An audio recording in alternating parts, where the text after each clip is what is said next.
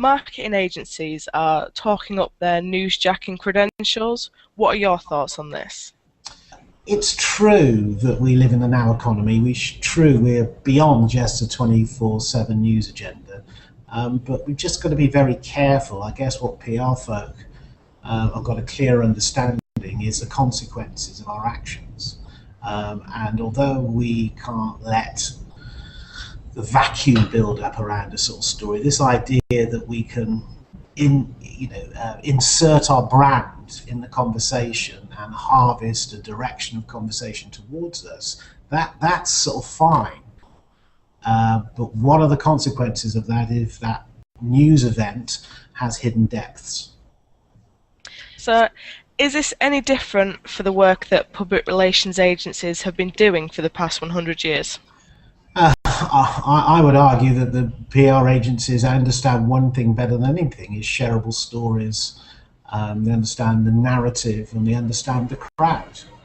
And these are carefully crafted strategic positioning about understanding where the brand fits in and what is appropriate and what is not appropriate. We can be talked about.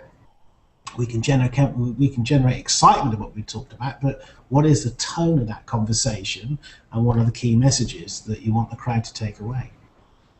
Okay, so is there any evidence that marketing agencies are actually doing this better than PR agencies? Marketing agencies are getting a lot of hype around newsjacking, but and they're certainly adding it to their portfolio of services, and they're bewitching certain brands that, certainly they've got to be looking at this. I don't see effectively anything other than, inserting ideas in a news spike.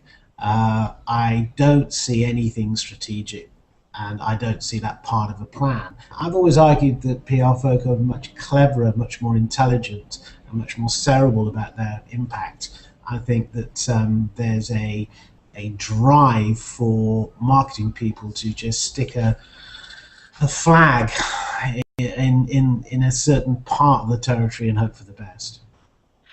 Are the marketing agencies' newsjacking techniques fit for purpose? I don't think so, because I think this is about who's in control of the budget. How they amortize this sort of activity. I don't think anybody is better equipped to develop a conversation with the audience and look at the positivity of word of mouth than PR folk.